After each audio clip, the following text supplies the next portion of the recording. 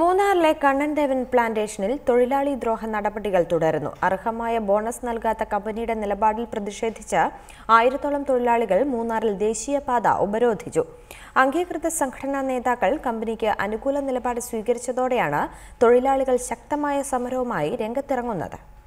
കഷ്ടമാണ്. വൈകിട്ട് 6 മണി വരെ പണി ചെയ്യണം. വീട്ടിൽ വരിക 6 മണിയാകും. ഞങ്ങൾക്ക് ഒരു പണി ചെയ്യാൻ പറ്റുന്നില്ല. വീട്ടിൽ ഒരു പണിയും ചെയ്യാൻ പറ്റുന്നില്ല. മഴയാണെങ്കിലും ശരി, വെയിലാണെങ്കിലും ശരി. മഴയ്ക്കാണെങ്കിലും ഉച്ചയ്ക്ക് വീട്ടിൽ പോയി ചാപ്പാട് കാട്ടിത്താൻ കൊണ്ട് വെച്ച് താൻ കഴിക്കണം. ഇത്രയേറെ ദുരിതപൂർണമായ അവസ്ഥയിലാണ് മൂന്നാർ കണ്ണൻദേവൻ പ്ലാന്റേഷനിലെ 124 ഡിവിഷനിലും തൊഴിലാളികൾ ജോലിയെടുക്കുന്നത്. എന്നാൽ ഇവർക്ക് അർഹമായ ബോണസ് നൽകാൻ ഇത്തവണ കമ്പനി തയ്യാറായില്ല. 20% ബോണസ് നൽകേണ്ടിടത്ത് 8.5% മാത്രമാണ് തൊഴിലാളികൾക്ക് ലഭിച്ചത്. കടം പെരുകി ദൈനംദിന ആവശ്യങ്ങൾക്ക് പോലും പണമില്ലാതായതോടെ തൊഴിലാളികൾ നിസ്സഹകരണ സമരം ആരംഭിച്ചു. ഈ ഘട്ടത്തിലും അംഗീകൃത സംഘടനാ നേതാക്കൾ കമ്പനിയെ സഹായിക്കുകയായിരുന്നുവെന്ന് തൊഴിലാളികൾ പറയുന്നു. பிள்ளைகளை படிக்க வைக்க முடியும், எங்களை வாங்கி சாப்பிட முடியும். இப்போ நான் கடை வாங்கி சாப்பிட்டு தான் இருக்கோம்.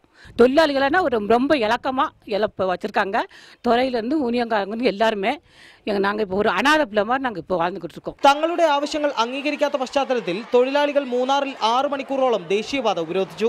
വിനോദസഞ്ചാരികളടക്കം ആയിരക്കണക്കിന് പേർ റോഡിൽ കുടുങ്ങി സ്ഥിതി വഷളായതോടെ ചർച്ചയ്ക്ക് സന്നദ്ധരാണെന്ന് കമ്പനി മാനേജ്മെന്റ് അറിയിക്കുകയായിരുന്നു.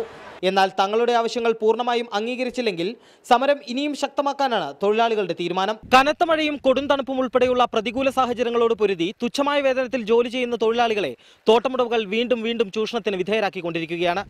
തൊഴിലാളി സംഘടനകളും ഈ വഞ്ചനയ്ക്ക് കൂട്ടുനിൽക്കുന്നതെന്നാണ് ഏറെ ഖേദകരം. മൂന്നാറിൽ നിന്നും ക്യാമറമാൻ എബിൻ സാബുവിനൊപ്പം യദു നാരായണൻ, റിപ്പോർട്ടർ.